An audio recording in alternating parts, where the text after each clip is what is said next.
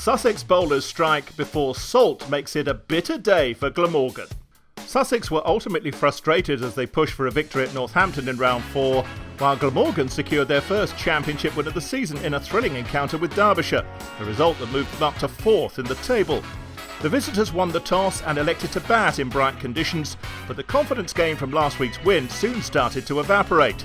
Hemfrey was trapped LBW by Sussex's in-form pace bowler Mir Hamza at the start of the third over. Labuschagne and Selman responded with a flurry of boundaries, but the Australians soon perished, caught off the bowling of David Visa for 14. And the pattern was set as Glamorgan continued to lose regular wickets throughout the session. David Lloyd, captain in the absence of the injured Chris Cook, was bowled by Hamza, and 3 runs later Billy Root was caught behind off Visa. Kieran Carlson was back in the side after university exams, and he scored all his runs in boundaries, before he was beaten by Jordan's extra bounce and edged to slip for 12. Selman reached his 50 as the Glamorgan total passed 100, but Jordan struck again before lunch, Doothwaite playing on for 6. 116 for 6 at the break, and Sussex already well placed to make amends for their failure to secure a win last week. In the afternoon session, Glamorgan really needed Selman to stay in and someone to stay with him, and Graham Wagg delivered. He did the bulk of the scoring in a stand of 72 for the 7th wicket, hitting the first maximum of the game. But Jordan returned to the attack to remove Wagg, caught behind for 44, and from 174 for 7, the visitors subsided quickly. Jared Warner was the reason why as he mopped up the tail, first having Cullen caught by Jordan for 6. 2 balls later, De Lange was gone, clean bowled. And Selman was left high and dry when Warner took his 3rd wicket. Van der Gugten caught behind for 1, and Glamorgan were 186 all out. Selman undefeated on 76 from 156 balls, but the decision to bat first had backfired, Jordan and Warner sharing the bowling honours. They'd added 85 before Glamorgan finally had some joy with the last ball of the 15th over. Wells caught by Labuschagne off Doothwaite for 30. But suddenly Labuschagne changed the complexion of the day. He bowled Finch for 31, and then repeated the trick next ball to dismiss Van Zyl.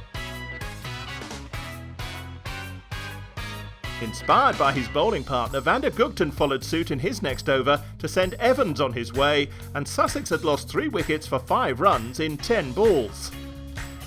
But Salt was joined by another batsman in form, in skipper Ben Brown, fresh from his 150 last week, and suddenly batting looked easy again. And the home fans were soon celebrating another Salt century as the opener reached 103 from 105 balls. He got no further because he was caught behind off Doothwaite in the final over of the day to bring about stumps.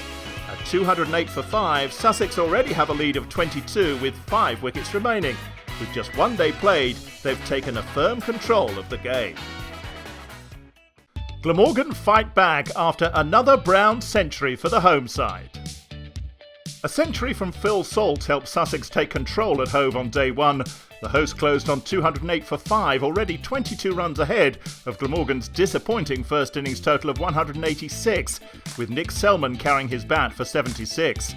With Salt falling just before the close on the first day, David Visa was the new man alongside Ben Brown, but it was the skipper who set the pace as Sussex set out to build a big lead. He raced towards another half-century in his current purple patch of form, and well before lunch he took the total past 300 for another batting point.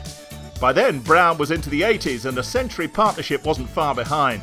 When Visa was finally dismissed, bowled by Van der Gugten, they'd added 107 and his share was 35. Brown's century followed soon after, his second in as many games and his 17th in first-class cricket. This one included 14 boundaries and he was still there at lunch. Sussex 348 for 6, just 1 wicket lost in the session for 140 runs, and their lead was already 162. Glamorgan had to bowl better after lunch, but Chris Jordan was soon matching his skipper as the pair traded boundaries. They'd shared a stand of more than 300 at Northampton last week, but they added just 55 this time before Jordan edged Labuschagne behind for 35. Brown continued undaunted, with newman Briggs more than happy to back him up in similar fashion, and another useful stand developed, with another batting point added, before Brown finally departed, caught by Root off De Lange for a superb 130. After Brown was dismissed, the end of the innings came quickly. Briggs was caught by Carlson off De Lange for 24. And in the bowler's next over, Mir Hamza was bowled for 1. The Sussex total 420, a very healthy lead of 234, with centuries for Salt and Brown. Glamorgan were up against it, and their situation soon worsened when they batted again. With no change to the deficit, Hemfrey was plumb LBW to Hamza in the first over to complete a pair for the match. Selman and Labuschagne made it through to tea, with Glamorgan 15 for 1 and still deep in trouble. Their continued survival seemed to be the Welsh side's only hope, and with Selman playing cautiously and Labuschagne playing some shots, they did reach a 50 partnership which at least put a dent in Glamorgan's huge arrears. And the longer Labuschagne batted, the more the prospect of an innings defeat faded. The Australian dealt almost exclusively in boundaries and hit 3 in one Hamza over to bring up his half-century. The stand with Selman moved past 100 and it continued to grow. At stumps, the pair had added 137 for the second wicket and reduced Glamorgan's deficit to 97 with 9 wickets left. Labuschagne a superb 77 not out and Selman 45. Sussex still very much on top, but they'll want to break this stand quickly on day 3. Sussex forced to settle for draw as Labuschagne inspires Glamorgan.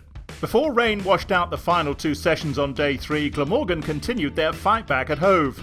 A century from Marnus Labuschagne helped them to 218 for 1 in their second innings, just 16 runs behind, and Sussex would need quick wickets on day 4.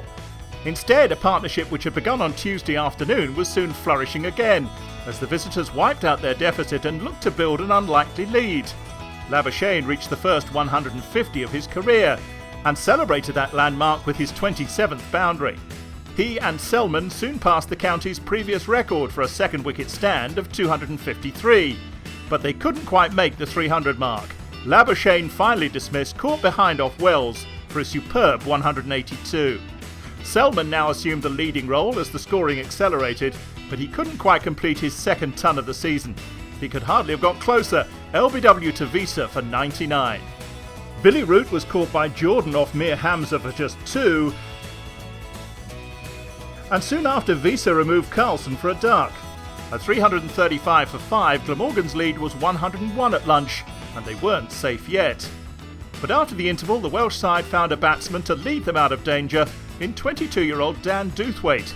He played some expansive strokes in adding 40 with David Lloyd, before the captain was dismissed by Wells for 17, Jordan taking another catch. Dewthwaite marched on to his first half-century for the county from just 34 balls. His enjoyable knock was finally ended by Wells, caught behind for 63 with 11 boundaries. Wagg and Cullen made sure that advantage kept growing with 3 boundaries apiece in a stand of 36, which was ended just before tea when Wagg was caught by Evans off Briggs. At 453 for 8, the visitors led by 219 at the interval. Leg spinner Luke Wells had been the home side's most effective bowler, and he continued in that vein after tea to bring the innings to a swift end. Marchant De Lange was LBW for naught. And from the first ball of Wells's next over, Van der Gugten departed in the same manner, and Glamorgan were all out for 466. Wells finishing with 5 for 63, but the card dominated by Labuschagne, Selman and Dewthwaite. Sussex needed 233 to win, a nominal target with just 28 overs remaining. That was long enough for Phil Salt to miss out after back-to-back centuries, De Lange removing him for just 5. Wells completed his good day by batting through to the close along with Finch, and when they'd reached 47 for 1, it was handshakes all round. The inevitable draw after 75 overs were lost to the weather on day 3, when the game had looked set for an exciting finish. Sussex will be frustrated, but Glamorgan fought hard to continue their unbeaten run. Their reward is 8 points, while the home side take 13.